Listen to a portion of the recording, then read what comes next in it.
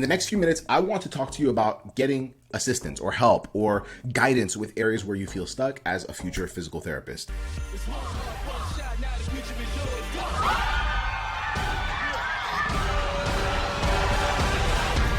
Before I dive in, my name is Joseph Gugi. I'm a physical therapist. I am also one of the co-founders of Pre-PT Grind, where for years we've helped students get into physical therapy school without wasting time or money. And also we help students make money while in school so that they can graduate debt-free. So I want to talk about actually getting help, like actual help, whether it's expert help or basic help. And I'll break it down here in just a second. But before I do that, let's start at the beginning of why a lot of us don't even ask for help in the first place. Let me ask you a question. Like, have you ever had, maybe it's right now or maybe it's in the past, have you had an area where you felt stuck? Whether it's not knowing how to be a strong applicant, whether it's not knowing how to get a better grade in a class that you were retaking, whether it was not knowing how to navigate through the GRE, whether it was like whatever it was, whether it's not knowing where to start.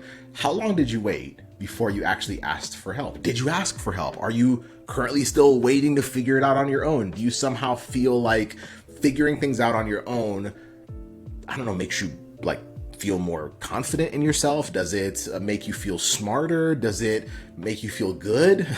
And I only ask that because we've had a lot of students that we've worked with over the years who initially did not want to ask for help, and they're brilliant, like they're amazing individuals, and they're all either in PT school now or they're physical therapists, but they struggled with asking for help. And I'm realizing more and more that a lot of students actually struggle with asking for help. Maybe that's you, maybe that's not you. But if that is you, the first thing I want you to understand is that actually getting help with stuff is actually a pretty smart thing to do.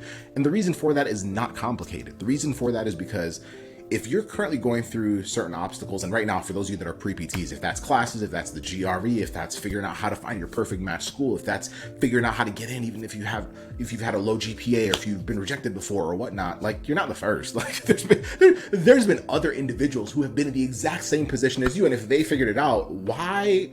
I mean, you can do it the hard way, but why would I want to make the exact same mistakes that someone else did when I could just learn from their mistakes, not make them, and then still make my own mistakes? Because we all make some mistakes because we are human beings. Like, mistakes will be a part of it, but why not learn from the mistakes of other people so that I collapse time? I do things quicker, right? If someone tells me their story of how it took them 5 years before they got accepted into PT school, why would I want to try to do it the way they did it? Why would I want to get rejected 5 years in a row before I figure out what the lesson, what the key turning point was, especially if the challenges they had match mine? So those challenges could be grades. Those challenges could be, standardized exams. Those challenges could be anxiety. It could, we can go down the entire rabbit hole. So I need to ask myself, which makes more sense? Does it make more sense for me to do it the hard way and do it on my own and somehow, for some reason, maybe feel noble because of that? Or do I want to just be like, you know what, I'm just gonna do the smart way and actually ask for help? So that's just something I noticed a lot of students struggle with, is this idea that asking for help makes them feel like they're not as good as they want to feel, or they're not as smart as they want to feel. Asking for help is smart. I still ask for help. Most of what we've done, most of what I've done in my career has been on the back of help. And I actually prefer expert help, which I'm going to talk about here in just a few moments. But this is huge. This is huge. So if you've taken nothing else away from this training, take away the fact that help is good. Asking for help is a smart thing to do because it allows you to collapse time and do things faster because you're not having to make mistakes that have already been made over and over again. It's interesting too, because we've been in this game for quite a few years, and I can't tell you how many times I've had strategy calls with a student and they're telling me the challenges they have. And then I ask them, I'm like, do you feel like you're the only one going through this? And they're like, it feels like it. And I realized that sometimes we literally feel like we're the only ones that can understand the circumstances that we're in or the situation we're in, not realizing that nah, it's actually much more common than you realize, which is a good thing, by the way. It's good that it's common. It's good that other people have had the same challenge, because if they could do it, then why not you? Does that make sense? Now that we've established that, let's talk about basic help versus expert help, and why I personally only wanted help. I only wanted expert help throughout my student journey, but also even now, as we're growing our businesses and our platforms, I still only want expert help. And here's why. The reason why is because basic help is costly. Does that make sense? Basic help is costly because it still comes with a lot of guesswork. So Basic help for a pre-PT typically comes from places like your school advisor. And the reason why I say your school advisor is because your school advisor more than likely has never been a physical therapist. And typically they are also guiding other students that are pre-healthcare. So it's not just pre-PTs. It could be pre-dent, it could be pre-med, it could be other areas that are slightly different where the programs that those other schools are going to be, the programs that those other students would be applying to or just look for slightly different things than physical therapy school.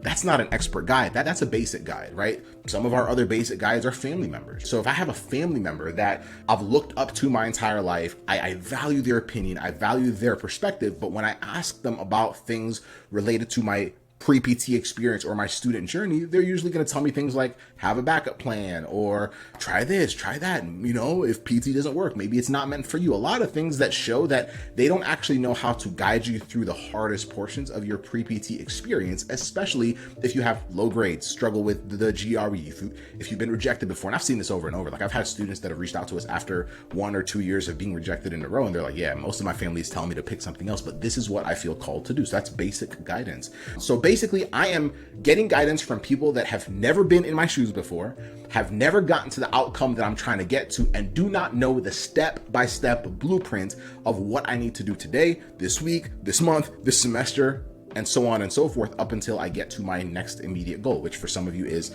getting into PT school. For others of you, it's finishing PT school. For others of you, it's, whatever. Like if you're not even trying to be a physical therapist, this still applies to you in the same way. That's basic guidance. It's costly because it can literally take away time. It adds a lot more stress, a lot more overwhelm. There's a lot more second guessing. There's a lot more time wasted overthinking, especially if you're a thinker. Like I'm a thinker, like I can get in my head a lot. And so I want someone that has actually been in my shoes before. That's the difference. So an expert guide, literally been exactly where I'm trying to go. Actually, many times they've been beyond where I'm trying to go. They're able to give me perspective and they actually help me see things that I might not even be seeing. Like there's always things that we don't know.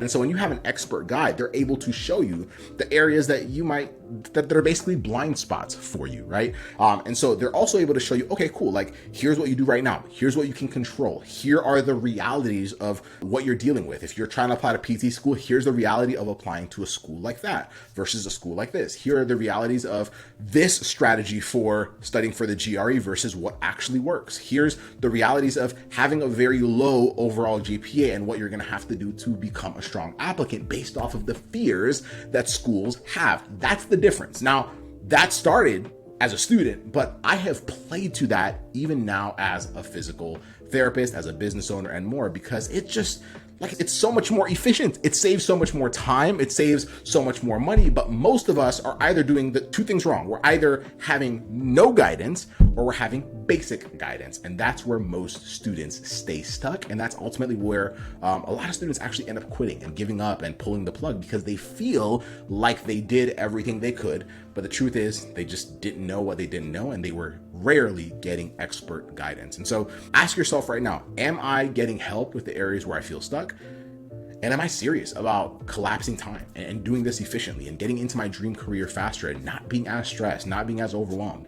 And so if you're not getting guidance, is it time to start asking for guidance or finding someone that can guide you? And then number two, if I am getting guidance, which type of guidance makes more sense for me? Does it make more sense for me to listen to people around me that have never been where I'm trying to go or can't even show me? Side note, this is a little interesting, but sometimes even a physical therapist might not be an expert guide. They might be a basic guide. So I've heard students say things like, yeah, I have a 2.9 overall GPA, and I was talking to this other physical therapist that I'm shadowing with. They had like a 3.9 GPA when they applied, and they told me that there's a chance I might not be able to get in because my GPA is too low. So what's happening there is, yes, that person has actually gotten to the outcome you want, but they don't know the steps to get you there because they haven't been in your shoes. They haven't had the 2.9 GPA. They don't know how to navigate through that. And that's usually when we're falling into the trap of listening to opinions, because everyone can tell you an opinion. Everyone usually sees the world through their own lens. But when you get expert guidance, it's not opinionated. Expert guidance is just built off of what actually works and what's already been proven time and time again. So you just pick.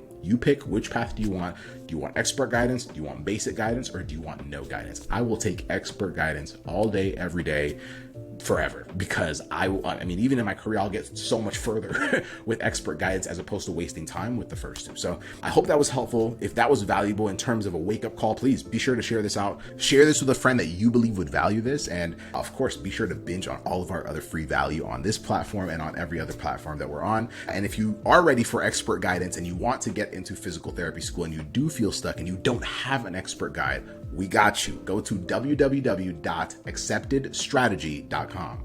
www.acceptedstrategy.com. Schedule a call with one of our team members and we will sit down with you and help you figure out where you're at, what your blind spots are, what the best game plan and strategy is for you. And of course, if we have a resource that can help you, we'd be more than happy to do so. Have an amazing rest of your day. We'll see you on the next training. Bye.